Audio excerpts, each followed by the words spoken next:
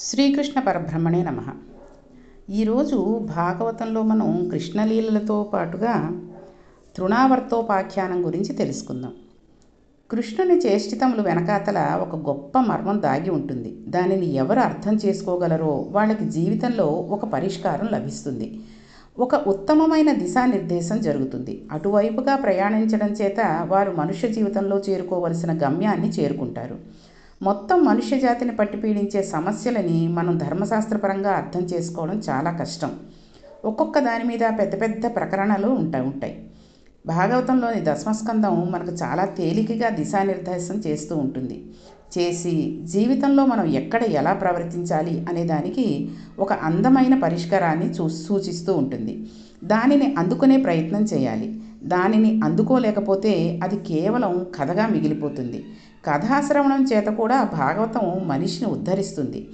పరీక్షితు సుఖమహర్షి చెప్పిన బాహ్య కథనే విన్నాడు. విని మోక్షాన్ని పొందాడు కదా. జీవితంలో అసలు భాగవతం వినడం కానీ చదవడం కానీ చాలా గొప్ప విషయములు. భాగవతాన్ని విన్నంత మాత్రం చేత వాడి జీవితం కొన్ని కోట్ల జన్మల తర్వాత ఒక మలుపు తిరిగింది అని లెక్క. ఒకనాడు నందవ్రజంలో పక్కన రోహిణి ఉండగా యశోద సంతోషంగా కృష్ణ పరమాత్మని ఒడిలో కూర్చొని పెట్టుకుని ఆనందంగా ఉంది. హఠాత్తుగా ఒళ్ళో ఉన్న కృష్ణుడు చాలా బరువైపోయినట్టుగా అనిపించాడు. పర్వత శిఖరం ఒడిలో పెట్టుకుంటే ఎలా ఉంటుందో అలా అనిపించింది. పిల్లవాడు ఇంత బరువుగా ఉన్నాడేమిటి అనుకుని పిల్లవాడిని తీసి పక్కన దింపింది. అక్కడికి కంసుని పసుపున ఒక రాక్షసుడు వచ్చాడు. అతని పేరు తృణావర్తుడు. అతడు పెద్ద సుడిగాలి రూపంలో వస్తున్నాడు. ఆ రావడంలో దుమ్ము పైకి లేచిపోయింది. ధూళి కన్నులలో పడిపోయింది. ఇంతకు పూర్వం ఎప్పుడూ అసలు కష్టమంటే ఏమిటో తెలియని శ్రీమన్నారాయణుని అవతారమైన చిన్ని కృష్ణుని కళ్ళలోకి కూడా ధూళి పడిపోయింది. అందరూ కన్నులు మూసివేసుకుని ఏమైంది అని చూసే లోపల ఆ రాక్షసుడు చిత్రంగా కృష్ణ పరమాత్మను అపహరించి తీసుకుపోయాడు. కేవలం కృష్ణుణ్ణి ఎత్తుకుపోయి సంహరించడమే అతని లక్ష్యం. ఆవర్తము అంటే త్రిప్పడం.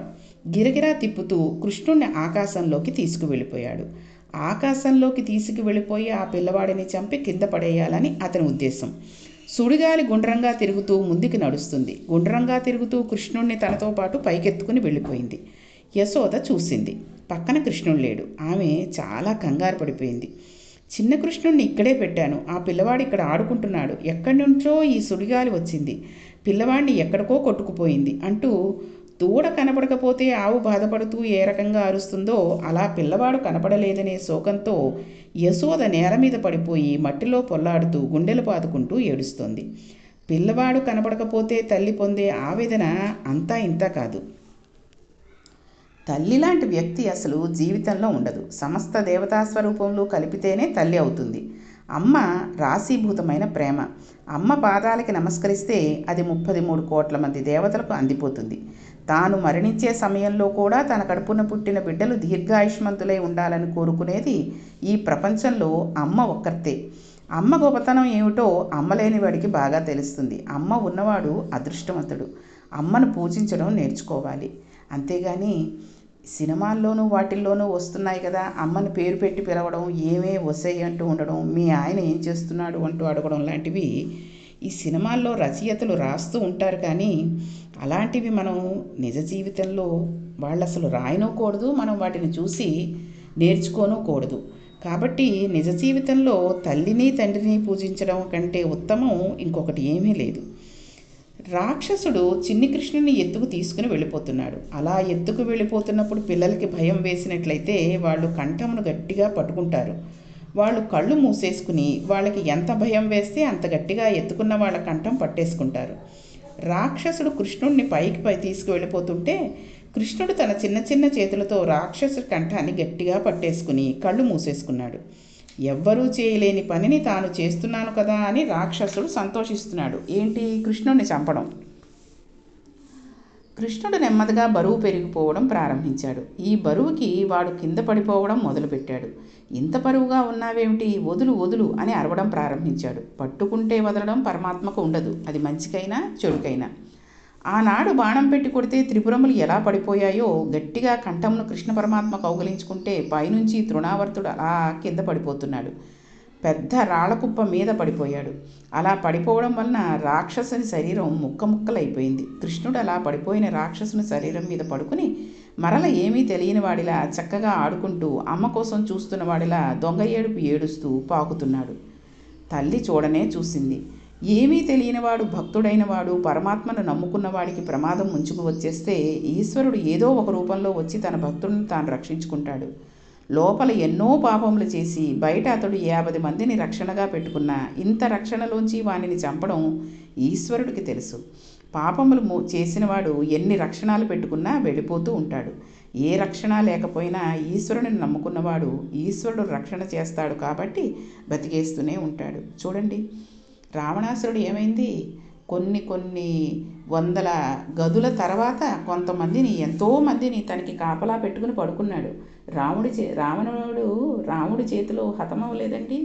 అలాగే చాలామంది గొప్ప గొప్ప నాయకులు వాళ్ళు ఉంటూ ఉంటారు. వాళ్ళకి డబ్బు అది ఉంటుంది, ఎంతో సెక్యూరిటీ పెట్టుకుంటూ ఉంటారు. వాళ్ళు బయటికి రావాలంటే ఇటు నలుగురు అటు నలుగురు నడుస్తూ ఉంటే మధ్యలో వీళ్ళు నడుస్తూ ఉంటారు. అంత భయంగా ఉన్నవాళ్ళు, ఎంతో రక్షణ కలిగి ఉంది అన్నవాడికి హఠాత్తుగా ఏ గుండె నొప్పి రావచ్చు, పైనుంచి ఏదైనా పడిపోవచ్చు. ఆ రక్షకులు ఏమీ చేయలేని పరిస్థితిలో వీళ్ళు నిహతులైపోవచ్చు. కాబట్టి ఈశ్వరుడు అనుగ్రహం ఎలా ఉంటుందో, మృత్యువు ఎప్పుడు వస్తుంది అన్నది ఎవరికీ తెలియదు. కానీ ఏమి జరుగుతుందిలే, అన్నిటికీ ఈశ్వరుడే ఉన్నాడు అనుకుని పెను తుఫాన్లో కూడా నదిలోంచి దాటేసేసి వాడు ఎక్కడికి చేరాలో అక్కడికి ఆ మార్గానికి చేరుకోగలిగిన వాళ్ళు కూడా ఉన్నారు. వాళ్ళే అసలైన భక్తులు. వాళ్ళని ఈశ్వరుడు నన్ను రక్షించు అని అడగక్కర్లేదు, ఆయనే వచ్చి తనంతట తాను రక్షణ చేస్తూ ఉంటాడు. ఇక్కడే ఈ తృణావర్తోపాఖ్యానంలో యశోద ఆ రాక్షసుని కళేబరం మీద పడిపోయిన చిన్ని కృష్ణుడిని తీసుకుని భుజం మీద వేసుకుని ఒక విషయాన్ని విజ్ఞాపన చేసింది. అది ఏంటంటే, ముఖ్యంగా ఈ విషయాన్ని గృహస్థాశ్రమంలో ఉన్నవాడు ప్రత్యేకించి తెలుసుకోవాలి. పిల్లలకి గండం ఉంటుంది. ఒక్కొక్కసారి పిల్లలను ఆ గండం తరుముకు వచ్చేస్తుంటుంది. చూడండి, ఏడాదిలోపు పిల్లలకి గండాలు తరుముకుని వస్తూ ఉంటాయి. అది ప్రమాద రూపంలో ప్రాణాలను తీసుకువెళ్ళిపోవడానికి సిద్ధపడుతూ ఉంటుంది. ప్రమాద రూపంలో మృత్యువు ప్రాణంను తీసుకువెళ్ళకూడదా, తీసుకువెళ్ళాలా అని అప్పుడు ఈశ్వరుడు పరీక్ష చేస్తాడు. అప్పుడు ఫలితం ఇవ్వాలి. పిల్లలను ప్రమాదమునందు వెళ్ళిపోతూ ఉంటారు చాలామంది. వాళ్ళు దీర్ఘాయుష్మంతులు కాకుండానే వాళ్ళకి అపమృత్యువు వచ్చేస్తూ ఉంటుంది. అలా తీసుకువెళ్లే ముందు పరమాత్మ తల్లిదండ్రుల ఖాతాను ఒకసారి చూస్తాడు. ఇప్పుడు ఈ పిల్లవాడికి గండం గట్టెక్కించడానికి తల్లిదండ్రులు చేసిన పుణ్యకర్మలు ఏమైనా ఉన్నాయా అని చూస్తాడు. స్త్రీలు నోచే ఒక్కొక్క నోము చూడడానికి చాలా చిన్నదిగా ఉన్నట్టు ఉంటుంది, కానీ కైలాస గౌరి నోము, అట్లతద్ది నోము వంటి నోములు చూడడానికి చాలా చిన్నవిగా ఉన్నా ఆ నోము ఫలితాలు ఆ నోము నూచిన వారిని కొన్ని కోట్ల జన్మలు కాపాడతాయి. సత్యం చెప్పడం చాలా కష్టం. సత్యాన్ని పలకాలి. మహాపురుషుల ఆశ్రమాలను సందర్శించాలి. వారు ఆత్మజ్ఞానులై ఈశ్వరునితో సమానమైన వారు. అలాగే భగవంతునికి పూజలు చేయాలి. ఈశ్వరుని మారేడు దళములతో పూజ చేస్తారు. మారేడు దళము చాలా ప్రత్యేకత గలది. మారేడు దళమునకి 3 ఆకులు ఉంటాయి, కానీ 3 ఆకులను ఒకటిగా పిలుస్తారు. 3 ఆకులు అని అనరు, ఒక దళము అంటారు. చూడండి, త్రిదళం త్రిగుణాకారం త్రినేత్రంచ త్రియాయుధం త్రిజన్మ పాప సంహారం ఏకబిల్వం శివార్పణం. ఈ 3 ఆకులలో ఒకటి నేను, ఒక జీవుడిలా కనబడతాను. మధ్యలో ఒక గురువు, ఇటు దైవము. గురువు మాట్లాడతాడు. గురువు మాటలు వినగా వినగా గురువు గారిలో ఉన్న ఆత్మ ఈశ్వరుడు, నాలో ఉన్న ఆత్మ అన్నీ ఒక్కటే అని తెలుస్తుంది. ఉన్నది ఆత్మే అని గ్రహించగలుగుతాడు. ఈ ఏకీభావం ఏర్పడమే మూడింటికి కలిపి ఒకటిగా ఉన్న తొడిమ. అందుకే 2 ఆకులు ఉంటే దానిని మారేడు దళంగా పూజ చెయ్యరు, 3గా చెయ్యాలి. ఎందుకు అంటే మనం ఆత్మజ్ఞానాన్ని అడుగుతున్నాం. జ్ఞానానికి ఒక లక్షణం ఉంటుంది, అది ఏమైనా ఇస్తుంది. ఏమీ తెలియకుండా మారేడు దళాలతో పూజ చేస్తే ఐశ్వర్యం వచ్చేస్తుంది. మారేడు దళములు బోర్లించి పూజ చేస్తే జ్ఞానం వస్తుంది. పూజకు శ్రద్ధ, భక్తి ప్రధానమైనవి. ఎంతకాలం పూజ చేశాము అన్నది ప్రధానం కాదు. కాబట్టి ఆత్మజ్ఞానులై నిజమైన సర్వసంగ పరిత్యాగులై దేనిని పట్టించుకోకుండా సతతము ఈశ్వరుని యందు రమించిపోయే మహాపురుషులు కొందరు ఉంటూ ఉంటారు. ఒక చంద్రశేఖర పరమాచార్య స్వామి, ఒక రమణ మహర్షి, ఒక రామకృష్ణ పరమహంస, ఇలాంటి వాళ్ళు. మనం తెలుసో తెలియక ఒకసారి తిరువణ్ణామలై వెళ్ళి ఒకసారి చెప్పులు విప్పి రమణ మహర్షి ఆశ్రమంలోకి అడుగుపెట్టామంటే మనం ఏమీ చెయ్యక్కర్లేదు. అరుణాచలానికి ఉన్న గొప్పతనం అదే.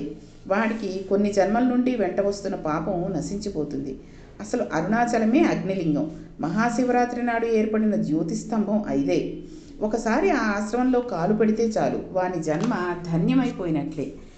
తనను తాను రక్షించుకోలేని స్థితికి ప్రమాదం అని పేరు. అటువంటి ప్రమాదాలలో కూడా తల్లిదండ్రులు చేసిన పుణ్యాన్ని చూసి ఈశ్వరుడు జీవుడిని రక్షిస్తాడు. కాబట్టి గృహస్థాశ్రమంలో ఉన్నవాళ్ళు ప్రయత్నపూర్వకంగా ఇలాంటి పనులు చేసి తీరాలి. అలా చేయడానికే గృహస్థాశ్రమం వచ్చింది. ఈ మాటలు చెప్పి తల్లి యశోద పిల్లవాడిని తీసుకుని పొంగిపోయి ముద్దులు పెట్టుకుని స్తన్యం ఇచ్చి, నాన్నా నిన్ను బతికాను రా, నువ్వు దొరికావు అంది. చిత్రం ఏమిటంటే ఎన్ని మాటలు ఎన్ని లీలలు జరుగుతున్నా యశోదకు తెలియదు. వీటన్నిటినీ చేస్తున్నవాడు కృష్ణ పరమాత్మ అని ఆవిడికి తెలియదు. అసలు తెలియనక్కర్లేదు కూడా. ఈ లీలలో అంతరార్థం ఏమిటి? తృణము అంటే గడ్డి పరక. దానికన్నా తేలికైనది ప్రపంచంలో ఉండదు. ఆవర్తనము అంటే తిప్పేది ఏది? తృష్ణ తిప్పుతుంది. మనం గడ్డి పరక అయితే అది తిప్పుతుంది. మనం గడ్డి పరక కాకపోతే అది తిప్పలేదు. తృష్ణకే తృణావర్తుడని పేరు. దీనిని గృహస్థు చాలా జాగ్రత్తగా అర్థం చేసుకోవాలి. ఈశ్వరానుగ్రహంతో మనం వ్యాపారం మొదలుపెట్టామే అనుకోండి, ఆ వ్యాపారం కలిసి వచ్చి లక్షలు వస్తున్నాయి. దానిని తృష్ణ అని శాస్త్రం అనదు. ఆయన తృష్ణతో సంపాదిస్తున్నాడు అని అనదు. ఆయన అదృష్టం, గత జన్మలలో విశేషమైన పుణ్యం చేశాడు అంటుంది. ఇద్దరు ఒకే వ్యాపారం చేస్తారు. ఒకరు కోటీశ్వరుడు అవుతాడు, ఒకడు పాడైపోతాడు. అసలు అలా ఎందుకు జరుగుతూ ఉంటుంది? అతడు గత జన్మలో చేసిన పుణ్యం ఉంది. ఆ పుణ్యాన్ని అయిపోయేటంత వరకు ఈశ్వరుడు దాన్ని నడిపిస్తూ ఉంటాడు. పుణ్యం అయిపోయాక పాపం ఫలితాన్ని ఇవ్వడానికి వచ్చేస్తూ ఉంటుంది. అప్పుడు పతనం అయిపోతాడు. కాబట్టి పుణ్యం ఖర్చు అయిపోతుంటే మళ్ళీ పుణ్యాన్ని సంపాదించేసుకుంటూ ఉండాలి. కానీ మనం ఇంకా పాపాలు చేసేస్తూ ఉంటే ఆ పుణ్యం అయిపోతూ ఉంటుంది. అందువలన ప్రయత్నపూర్వకంగా మరలా పుణ్యం చేసుకుంటూ ఉండాలి. అలా చేసుకుంటూ ఉంటే దెబ్బతినడు. వచ్చే జన్మల ఎందు కూడా ఇది నిలబడుతుంది. ఒక్కొక్కడు చేసుకునే పుణ్యం వలన అతడు పట్టిందల్లా బంగారం అవుతుంది. ఒక్కొక్కడు ఏది పట్టుకున్నా ఐశ్వర్యం అలా కలిసి వస్తూ ఉంటుంది. కానీ తృష్ణ యందు మనం చిక్కకూడదు. వచ్చిన దాని యందు తృప్తి లేక ఇంకా సంపాదించాలి అనుకున్నారంటే ఇంకా ఆ సంపాదనకి హద్దు ఉండదు. ఎంత సంపాదించిన తర్వాత తృప్తి అన్న ప్రశ్న రాదు. ఇక్కడ మనం ఒక విషయాన్ని ఆలోచించాలి. ఈ భూమండలం మీద 84 కోట్ల జీవరాశులు ఉన్నాయి. ఒక్క మనిషి తప్ప ప్రపంచంలో ఏ జీవి కూడా తన తర్వాతి తరానికి దాచదు. పక్షులు రెక్కలు వచ్చేవరకే పిల్లల్ని పోషిస్తాయి. రెక్కలు వచ్చిన తర్వాత పోషించవు. తర్వాత తరానికి దాచడం అనేది మిగిలిన జీవకోటికి తెలియదు. ఇది ఒక్క మనిషికే తెలుసు. గృహస్థాశ్రమంలో ఉన్నవాడు కొంతవరకు అలా దాచుకోవడం తప్పు కాదు. కానీ అది అర్థం లేని దాపరికం అయిపోతే అది తృష్ణగా మారిపోతుంది. అంటే అదొక వ్యసనంగా మారిపోతూ ఉంటుంది. తిప్పివేయడం మొదలు పెడుతూ ఉంటుంది. దీనివల్ల వాడు ఈ శరీరంలోకి ఎందుకు వచ్చాడో మర్చిపోతూ ఉంటాడు. అలా తిరగడంలో డబ్బు సంపాదించి ఒకనాడు మరణిస్తాడు. ఎవరైనా వెళ్ళిపోవాలి కదా, వెళ్ళిపోతాడు. అలా సంపాదించడంలో వానికి గల పుణ్యం అంతా వ్యయమైపోతుంది. అందువలన వీడు ఉత్తర జన్మలో దరిద్రుడు అయిపోతాడు. వీడు సంపాదించిన ఐశ్వర్యాన్ని అంతటినీ పిల్లలు పనిచేసుకుంటారు. వీని పుణ్యం ద్రవ్యంగా మారిపోతుంది. ఆ ద్రవ్యాన్ని పిల్లలు పనిచేసుకుంటారు. ఇక్కడ మనం సంపాదించిన దానిలో కొంత పిల్లలకు ఉంచాలి. కానీ మొత్తం పిల్లలకే అని చెప్పి ఎక్కడ పడితే అక్కడ చేయి చాచి బల్లల కింద చేతులు పెట్టి మాత్రం సంపాదించకూడదు. తనకు కావలసిన దానికంటే ఎక్కువ ఖర్చు పెట్టినవాడు భవిష్యత్ తరాలకి ద్రోహం చేసినవాడు అవుతాడు. తనకు కావలసిన దానికన్నా తక్కువ ఖర్చు పెట్టుకుంటున్నవాడు తనకి తాను ద్రోహం చేసుకుంటున్నాడు అవుతాడు. తనకి కావలసినది ఖర్చు పెట్టుకుని తన తర్వాతి తరాలకు ఉంచుకున్నవాడు తాను ధన్యుడవుతాడు. కాబట్టి మనం ఒక 100 రూపాయలు సంపాదించుకున్నాం అనుకోండి, అందులో కనీసం 5 రూపాయలు పుణ్యం నిమిత్తం ఖర్చు పెట్టాలి. మరి ఉత్తర జన్మలకు పుణ్యం అవసరం కదండి. అందుకని ఈ 5 రూపాయలు మన పుణ్యం సంపాదించుకున్నది ఖాతాలో జమ చేయబడతాయి. దీనివల్ల ఉత్తర జన్మలో మనం అన్న వస్త్రాలకి లోటు లేకుండా సంతోషంగా బ్రతకగలుగుతాం. కాబట్టి ద్రవ్యం సంపాదించడం ఎంత అవసరమో అంత జాగ్రత్తగా ఖర్చు పెట్టడం కూడా తెలియాలి. అది తెలియకపోతే మనిషి పాడైపోతాడు. ఖర్చు పెట్టవలసిన చోట ఖర్చు పెట్టడం తెలియకపోతే వాడు పాడైపోతాడు. ఇది తెలుసుకోవాలి. లేకపోతే తృష్ణ అయిపోతుంది. డబ్బు సంపాదించడం శాస్త్రం ఎప్పుడూ తప్పు పట్టలేదు. మనం కానీ డబ్బు సంపాదించకపోతే ఒక ప్రమాదానికి లోనవుతాం. అమ్మకి అసలు తిట్టడం తెలియదు. అలాంటి అమ్మ ఒక వయసు వచ్చిన తర్వాత 1 రూపాయి సంపాదించకపోతే తిడుతుంది. తండ్రి సంతోషంతో భుజం మీద చెయ్యి వెయ్యడు. అన్నదమ్ములు పలకరించరు. సేవకులను పిలిస్తే వాళ్ళు రారు. తండ్రి గారు ఇంటికి రాగానే కొడుకు కాళ్ళు కడుక్కోవడానికి చెంబుతో నీళ్లను తెచ్చి ఇవ్వడు. భార్య ప్రియమార కౌగలించుకోదు. చాలా మంచి హృదయం గల స్నేహితుడు కూడా తప్పించుకుని తిరుగుతూ ఉంటాడు. కాబట్టి స్నేహితుడా డబ్బు సంపాదించు, కానీ తృష్ణకు లొంగకు, నీతి తప్పి సంపాదించకు. సక్రమ మార్గంలో సంపాదించిన డబ్బుతో సర్వం వశం అవుతుంది. కాబట్టి సంపాదించు, కానీ నీతి మరిచిపోవద్దు అని శాస్త్రం చెబుతూ ఉంటుంది. కాబట్టి అస్తమాటు డబ్బునే సంపాదించడం గురించే చూసుకుంటూ ఉండకుండా కాస్త భగవంతుడి నామం చేసుకుంటూ ఆ నామం చేసుకున్న ఫలితం తప్పకుండా మన తర్వాత తరాల వాళ్ళను కూడా ఎంతో పుణ్యలోకాలకి తీసుకువెడుతూ ఉంటుంది. కాబట్టి ఈ తృణావర్తోపాఖ్యానం మనకి ఇంతటి గొప్ప విషయాలను ప్రతిపాదన చేస్తూ ఉంటుంది. ఇందులోని విషయాలు మన మనస్సుకి పట్టినట్లయితే ఒక పెద్ద సమస్యను మనం సమాధానం దొరికినట్టే. మనం తరించడానికి భగవంతుడి నామం రూపం పట్టుకుంటే చాలు. అవి తృణావర్తోపాఖ్యానం ద్వారా తెలుసుకుంటూ ఉంటాం. ఇది కృష్ణ పరమాత్మ సౌజన్యం అంటే. ఒక పసిపిల్లవాడిలా ఆయనను భూమి మీద పుట్టి పసిపిల్లవాడిలా ఆవులతో తిరిగి ఇవన్నీ ఆయన చెయ్యాలా? యథార్థానికి ఇవేమీ ఆయన చేయనవసరం లేదు. కానీ మనల్నందరినీ ఉద్ధరించడం కోసం పరమాత్మ ఎంత ఆశ్చర్యకరమైన లీల చేశాడో చూడండి. ఇక రేపటి విషయంలో శ్రీకృష్ణ బలరాముల బాల్యలీలల గురించి తెలుసుకుందాం. శ్రీకృష్ణ పరబ్రహ్మణే నమః.